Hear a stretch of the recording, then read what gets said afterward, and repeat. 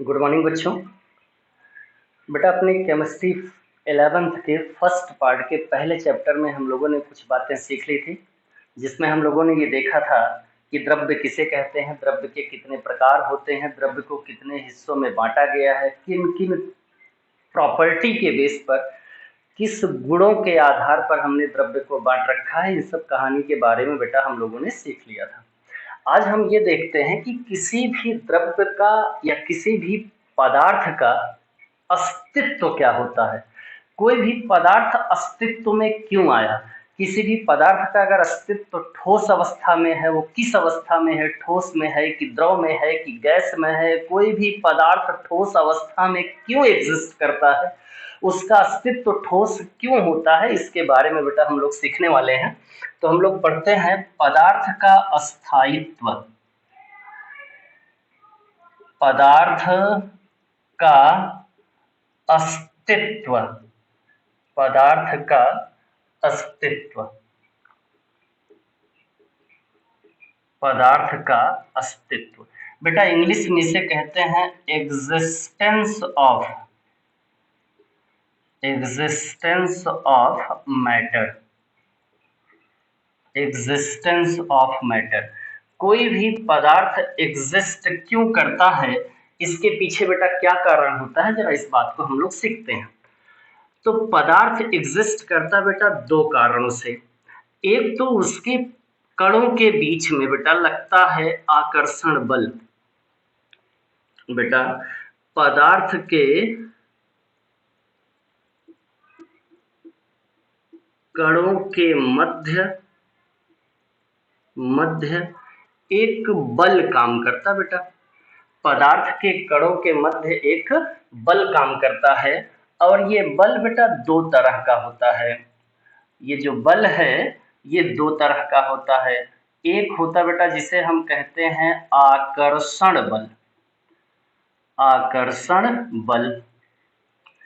इसको इंग्लिश में कहते हैं बेटा force of, force of attraction, force of attraction. और दूसरा बल जो बेटा कणों के बीच लगता है उसे हम कहते हैं प्रतिकर्षण बल, प्रतिकर्षण बल। इसे हम लोग बेटा इंग्लिश में कहते हैं force of repulsion, force of repulsion. इसे इंग्लिश में क्या कहा जाता है बेटा, फोर्स ऑफ रिपल्सन।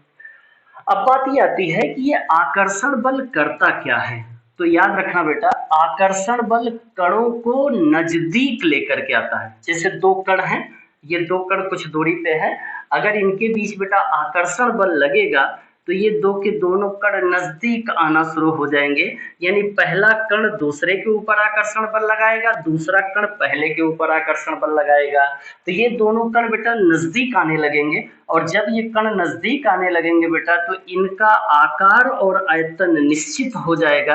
यानी ये कण एक दूसरे से दूर नहीं जा पाएंगे। और यही वजह है कि कण जो पदार्थ जो होता है बेटा वो ठोस अवस्था में पहुंच जाता है।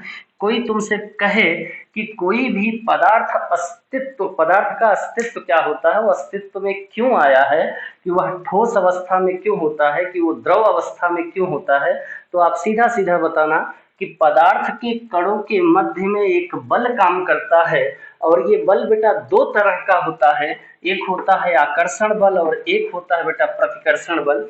आकर्षण बल कणों को नजदीक लेकर के आता है और प्रतिकर्षण बल बेटा कणों को दूर करता है। अब जरा अगर इन बल के आधार पर हम लोग कुछ कहना चाहें तो हम क्या कह सकते हैं। नंबर 1 हम ये कहें बेटा कि अगर आकर्षण बल, अगर आकर्षण बल अधिक हो जाए, किससे, प्रतिकर्षण बल से, आकर्षण बल अधिक हो जाए बेटा प्रतिकर्षण बल से, तो इसका मतलब क्या होगा, सोचना जरा ध्यान से। कि पदार्थ बहुत नजदीक नजदीक बैठे हुए हैं, यानी हर एक कण दूसरे कण को बेटा बहुत ही सॉलिड तरीके से, बहुत ठोस तरीके से पकड़ के बैठा है। और अगर कण एक दूसरे को बहुत ही सॉलिड तरीके से बेटा पकड़ के बैठेगा तो ये अवस्था हमारी कौन सी अवस्था हो जाती है? ठोस अवस्था हो जाती है। मतलब कोई आपसे पूछे कि कोई भी पदार्थ ठोस अवस्था में क्यों रहता है, तो आप सीधा सीधा बता देना बेटा, क्योंकि उनके कणों के मध्य आकर्षण बल अधिक होता है, प्रतिकर्षण बल कम होता है। आकर्षण बल अधिक होने की वजह से पार्टिकल बहुत करीब आ जाते हैं, कण बहुत करीब आ जाते हैं, और जब कण बेटा करीब आ जाएंगे तो किस अवस्था में बदल जाएंगे? ठोस अवस्था में। अगर हम इसी से कुछ और कहना चाहें तो दूसरा पॉइंट हम क्या पढ़ सकते हैं बेटा? हम कह सकते हैं कि हो सकता है कि आकर्षण बल, हो सकता है आकर्षण बल बराबर हो जाए किसके? प्रतिकर्षण बल के। आकर्षण बल किसके बराबर हो जाए बेटा? प्रतिकर्षण बल के। तो इसका मतलब ये होता है कि कण जितना नजदीक आ रहा है उतना ही कण दूर जा रहा है, यानी जितना उन कणों के बीच आकर्षण लग रहा है उतना ही प्रतिकर्षण लग रहा है। मतलब कण बहुत करीब नहीं आ रहे हैं, और अगर कण बहुत करीब नहीं आएंगे तो इस अवस्था को हम कहते हैं बेटा द्रव अवस्था। इस अवस्था को क्या कहते हैं? द्रव अवस्था। बहुत ध्यान से समझना, फिर से बता देता हूँ। पदार्थ का अस्तित्व, कोई भी पदार्थ ठोस क्यों होता है, कोई भी पदार्थ द्रव क्यों होता है, कोई भी पदार्थ गैस क्यों होता है, इसका कारण यह है बेटा कि उनके कणों के मध्य एक बल लगता है, और बल दो तरह का होता है, आकर्षण बल और प्रतिकर्षण बल। आकर्षण बल पदार्थ के कणों को नजदीक लेके आता है, प्रतिकर्षण बल पदार्थ के कणों को दूर करता है। अगर आकर्षण बल ज्यादा हो, प्रतिकर्षण बल कम हो, मतलब कण नजदीक आ रहे हैं दूर नहीं जा रहे हैं, तो वो अवस्था बेटा ठोस अवस्था कहलाती है। आकर्षण बल प्रतिकर्षण बल के बराबर है, यानी कण जितना खींच रहा है उतना ही कण प्रतिकर्षित हो जा रहा है, तो वह अवस्था क्या कहलाती है बेटा?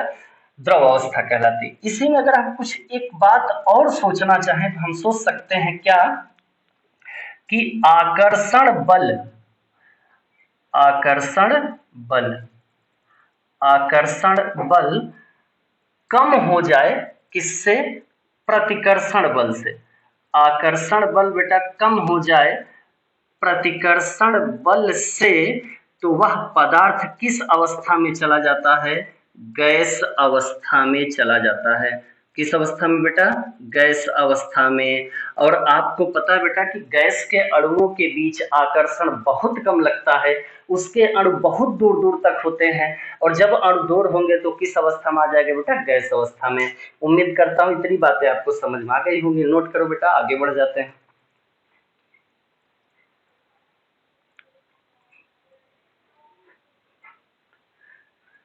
चल बेटा आगे बढ़ते हैं। अब हम पढ़ते हैं कि ठोस अवस्था हम किसे कहते हैं, क्या होती है ठोस अवस्था। आजा बेटा पढ़ते हैं ठोस अवस्था। ठोस अवस्था इसे इंग्लिश में कहते हैं बेटा सॉलिड स्टेट। Solid state. ठोस अवस्था क्या होती है, जरा इसके बारे में हम सीखते हैं कि ठोस अवस्था है क्या चीज। तो कहते कुछ यूं है बेटा कि पदार्थ की वह अवस्था, पदार्थ की वह अवस्था, वह अवस्था, पदार्थ की वह अवस्था जिसका,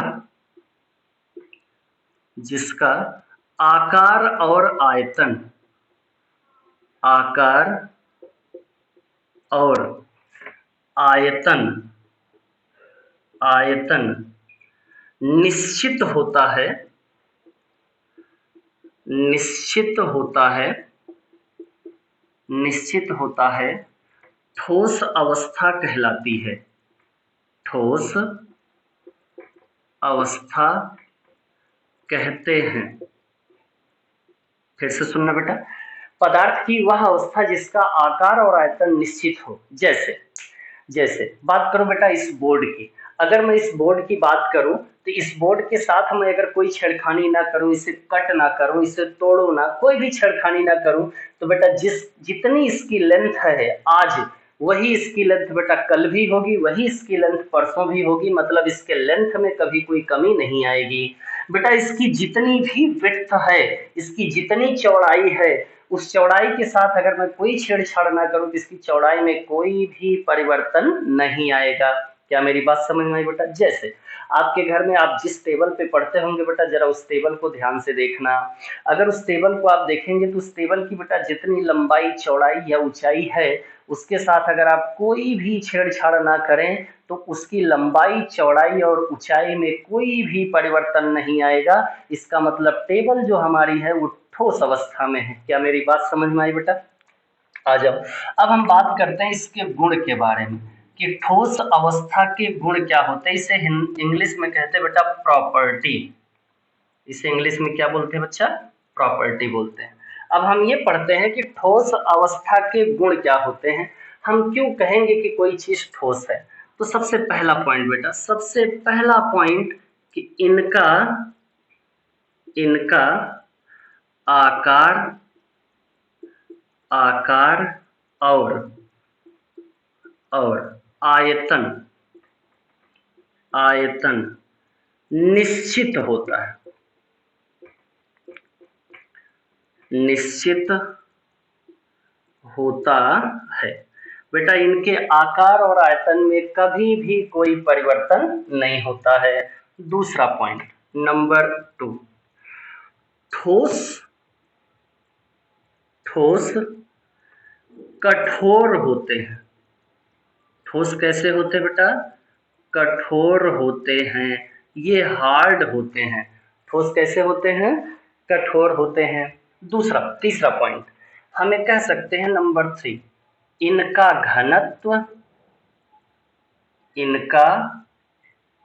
घनत्व अधिक होता है। इनका घनत्व अधिक होता है। क्यों अधिक होता है? गर्मी बेटा बहुत ज्यादा है, इनका घनत्व क्या होता है? अधिक होता है। ऐसा क्यों? क्योंकि हमें पता है कि घनत्व का फार्मूला होता है द्रव्यमान बटे आयतन।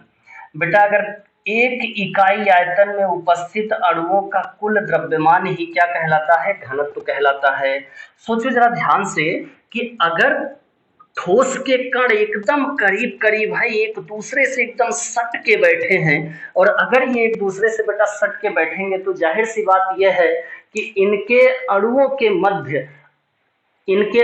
के मध्य बेटा दूरी बहुत कम होगी। और अगर अणुओं के मध्य इनके दूरी बहुत कम होगी तो इसका मतलब कम जगह में ज्यादा से ज्यादा कण आएंगे, और कम जगह में ज्यादा से ज्यादा कण आएंगे बेटा तो इनका घनत्व बढ़ जाएगा, क्योंकि अगर कण ज्यादा होंगे तो उनका बेटा द्रव्यमान ज्यादा होगा, और द्रव्यमान ज्यादा होगा तो उनका घनत्व ज्यादा होगा।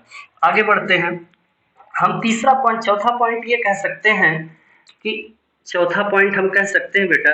कि इनके अणुओं के मध्य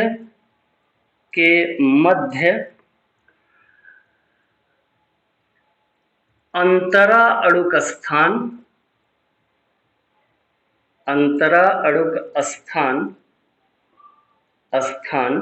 बहुत कम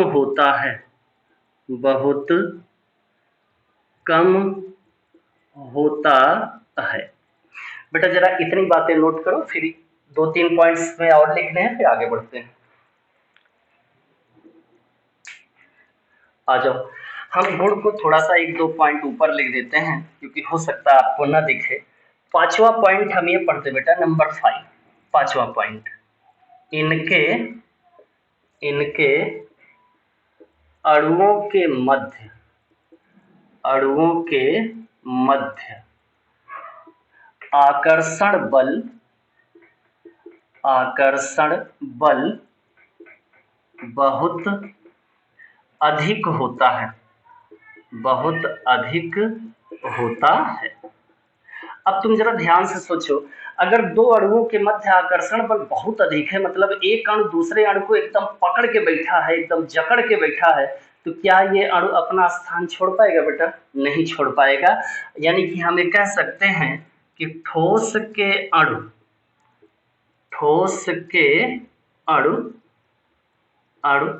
अपने ही स्थान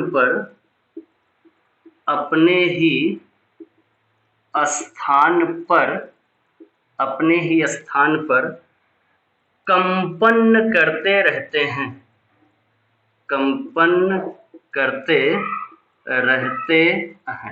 क्या मेरी इतनी बातें समझ में आ गई बेटा?